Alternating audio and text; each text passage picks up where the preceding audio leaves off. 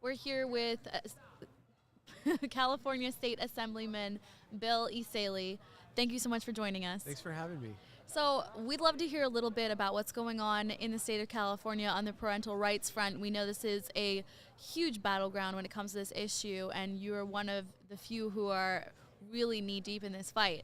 What's the latest? Yeah, so I think what's happening in California is a big deal. It's a national issue because what's happening in California is they're making a play for the kids. Yeah. Okay, they're teaching them, indoctrinating them in radical gender ideology. They're transitioning them socially at school, and they're keeping it secret from parents. Right. So this is my first term in the state legislature. This is an issue that I thought was important to shed a light on because a lot of this is being done behind closed doors in secret because the left doesn't actually want you to know what they're doing at the schools. Right. So last year I introduced a bill, Assembly Bill 1314, which said if a child requests to change their gender at school, you got to tell the parents. Awesome. That triggered this firestorm. I mean, they shut down my bill. They didn't give it a hearing. They called me every name in the book. And from that, what we did is we then worked with local school boards, and then we adopted local parental notification policies. One by one, district by district, it started catching fire. The first response by the governor and the attorney general was to sue these school districts. Can you believe that? They're using taxpayer dollars to sue school boards who want to keep parents in the loop about their own kids. It's insane. Wow. They lost all those cases, state and federal court. So now their latest maneuver is to pass this new state law, Assembly Bill 1955, which the governor just signed this week. And this is now going to override all of those school district policies. And it basically enshrines into law that teachers are not going to tell parents what's going on with the kids. So now the kids will be able to transition at school, and the teachers will not have to tell you. So tell us more about this bill, because I'd love to know, if you can, who's behind it? Are there activist groups that are pushing this?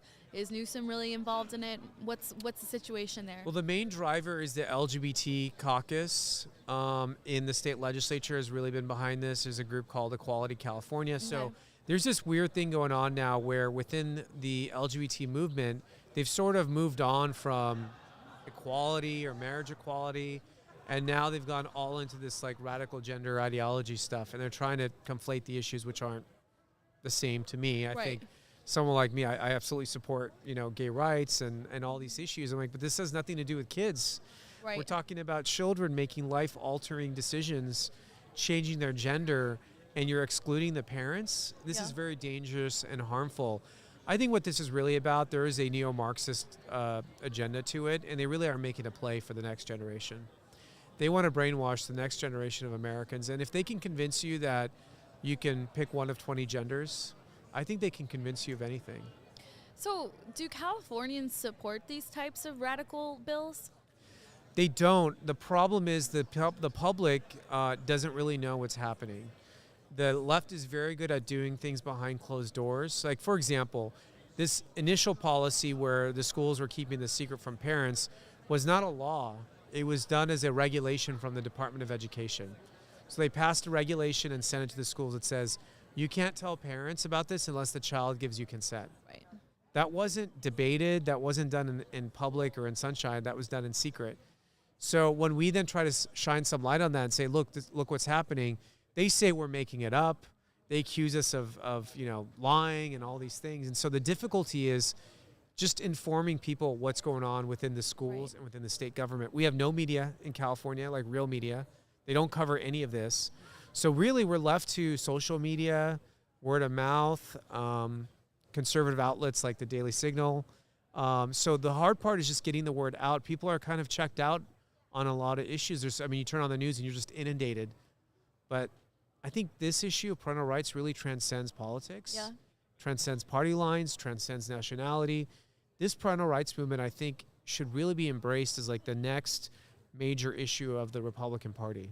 Absolutely, and I think we're already seeing that happen in a lot of spaces across the U.S. There's a lot of grassroots activist groups out there, specifically family groups. Are you seeing a lot of that in California?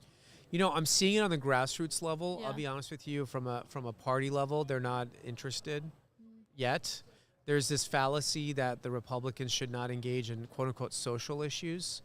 And really where that's coming from is coming from the donors to the party. The donors Interesting. tend to be more business interested people, and they would rather that the party just, lower taxes and cut regulation, and that's it. Yeah.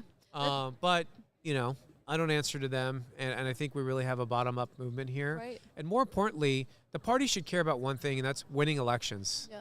This is a winning issue. 2/3 of Californians, regardless of political affiliation, believe parents should be in the know within their own kids. Well, and I think if you look at the national level, there was an attitude like that in Washington several years ago, but after Glenn Youngkin won Virginia, there definitely was a movement among national politicians to recognize the importance of culture issues and parental rights issues.